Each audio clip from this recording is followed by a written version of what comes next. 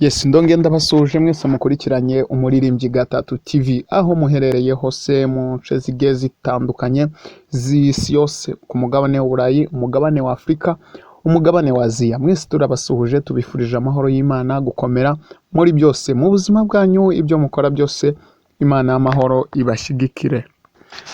Turabasuhuje cyane rero, turabishimiye ko mukora subscribe, like, share, comment ku biganiro byacu, mukabisharinga mu yandi magroupe mubamo kugira ngo turusheho kwamamaza ubutumwa bwiza i Yudeya, i Samariya ndetse n'i Yerusalemu. Ibyo byose turabibashimiye cyane. Uyu munsi rero turongera tugaruke ku kirunga cya Nyiragongo, cyarutse kikarukira Goma ndetse na Rubavu. Goma ni muri Republique Iharanira Demokarasi ya Kongo, na Rubavu ni mu Rwanda, mu gihugu cyacu.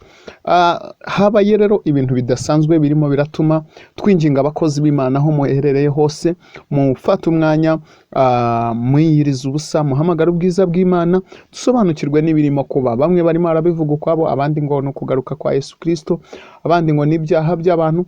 Turagira ngo mufate umwanya mwinginge Imana, mufate umwanya wo gusenga, dusobanukirwe n'ibi bintu birimo kuba.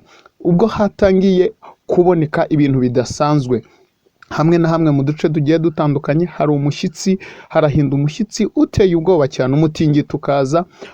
Donc wanatangiye no gusatura imihanda abantu bagendamo. Rubavu imihanda yasataguritse, amazu yasenyutse, amatiyo y'amazi yamenetse, ibintu byinshi byangiritse kubera umutingito urimo kuba kubw'ikirunga cya Nyiragongo cyarutse.